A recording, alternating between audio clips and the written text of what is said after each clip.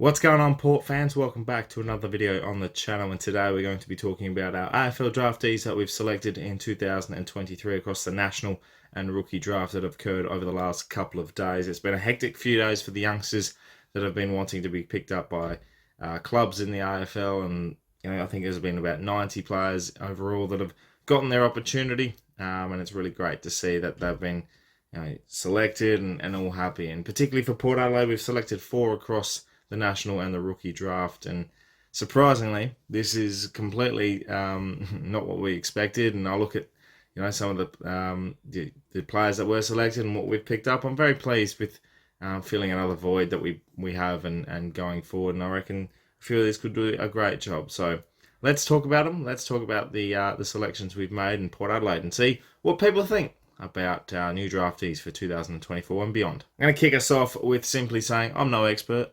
This is far from that. I'm definitely not someone that you should rely on when it comes to draft, in terms of selections and everything like that, because that is probably my one weakness, and I will admit that, because if you look at my preview, I got nothing right. I absolutely got nothing at all selection-wise right, and I thought we were going to go for more local talent in South Australia, considering the picks that we had, and in the end, we ended up trading a couple of picks to get further up, and weird scenario. I definitely wasn't expecting Port Adelaide to jump at something inside the top 50, and we did.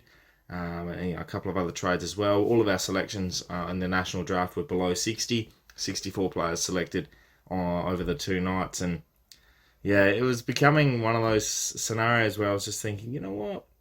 Don't know who we're going to select now, because players were left and there was talent that was left that was ranked in the 20s and 30s and still available. It was like, well, are we going to select them, or what are we looking at? And we've gone a few left field options, and I'm glad, because we always seem to go left field, and I think it suits Port Adelaide a lot well. So I'll go through them for you to see what you guys think as well about the selections and the draft pool that we've selected this year. Start with pick 48, and now excuse me for my pronunciation. I'm going to have a go at this, all right? Tom Anastasopoulos. Did I get that right?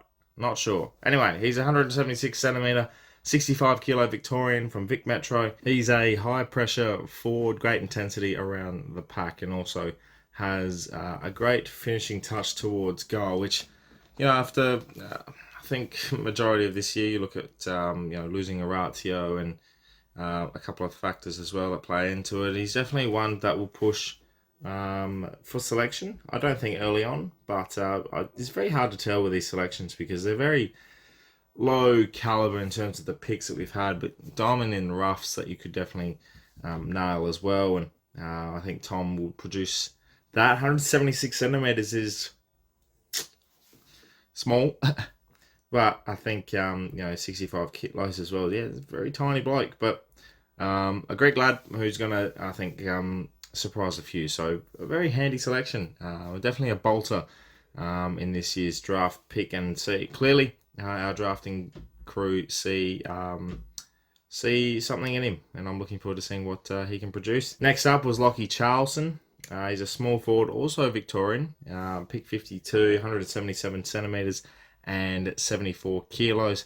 Same type of player to Tom as well. I think you can definitely tell I'm not going to try and pronounce his name all the time, because might have a stroke, who knows. But yeah, Lockie Charlson has high praise from the people around him, and definitely something that, again, something to work with. A little bit of a bigger build than Tom. He's a crafty player, very pressure forward as well. He knows his way around the goals and can push up the ground. He works 2 ways, which is touted as something that I think is very important for a player like a small forward these days. And I think with him, these blokes are going to have that, always going to have that craft. That's what they've worked their way towards in the build-up, and what they've done for their representing their states and everything like that. I think it's just more so working on other factors around their craft that can work. And if they're bringing defensive pressure, if they're bringing that two-way running, then their forward craft is going to take care of itself, and their game sense and their goal sense is second to none. So those two are going to be very impressive. And then I look at our third pick, which is pick 57. It's Will Lorenz, 186 centimetres, 72 kilos, Victorian as well. He's more of a half-forward wingman. player. He can definitely hit the scoreboard as well, which is great to see. He's been someone that's been touted to be probably slipped a little bit. I know a lot of people didn't have their eye on him, and with the academy picks and everything like that, and the sole focus on the top 20, a lot of these players get missed. And once you start having that big pump up and that reputation in with the draft pool and the draft experts and everything like that, I've asked a couple of draft experts what they think of Will Lorenz, and he's definitely someone that can be a good talent. And if he's working his way through the midfield, can hit the scoreboard. He's got a great kick on him. I think he's just going to be a good pickup. And we look at filling a void. You look at a wingman role. Xavier Dersman's gone.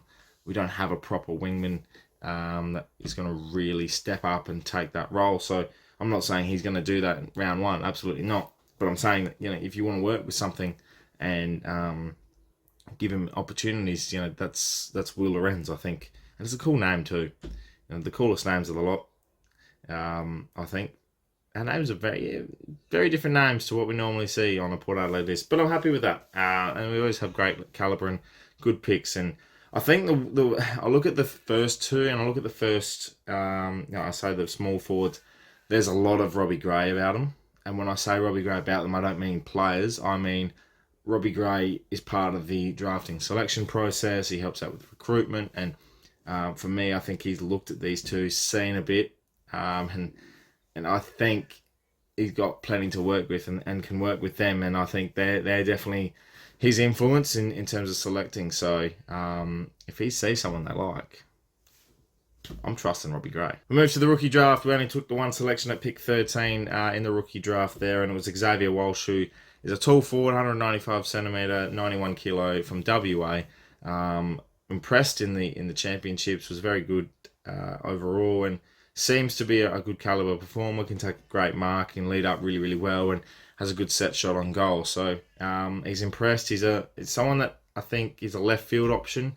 And according to a few of the experts as well, he's definitely a left field calibre that not a lot expected him to get taken.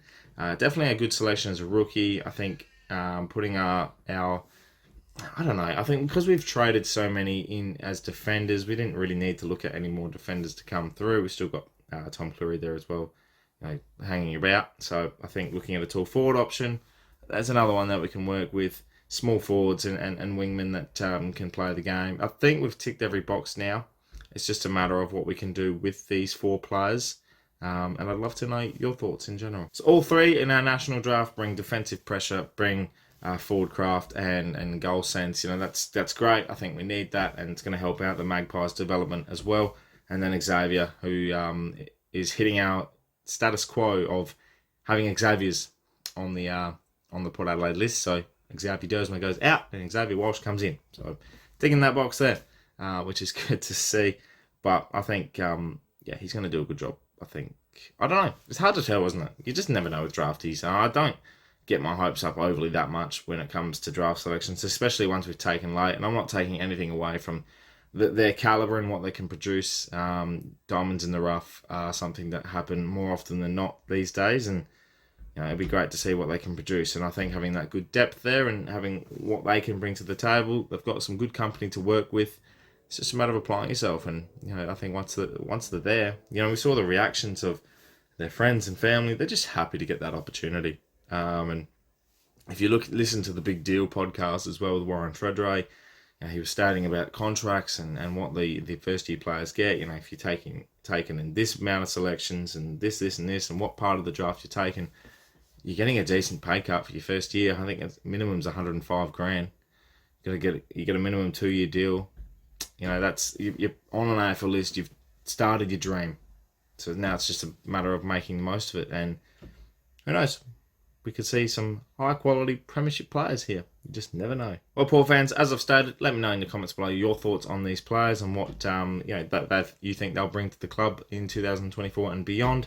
As I said, I'm very much looking forward to seeing what they can produce. I'm always excited about young talent and them coming into the side. And they create bonds and friendships and learn and grow. So it'd be great to see there. All right, that's the draft done for another year. Thank you so much for watching. Let me know your thoughts, as I said, in the comments below. subscribe to the channel if you're new for plenty more Port Adelaide and AFL content to come your way. We'll have a glass table episode to come out next week. And maybe something else. I'm not sure. We're at the back end of the year now. There's not a lot left to produce. So if you have any ideas, let me know in the comments below as well. But other than that, though, thanks so much for watching. My name is Anthony. And as always, count the pair.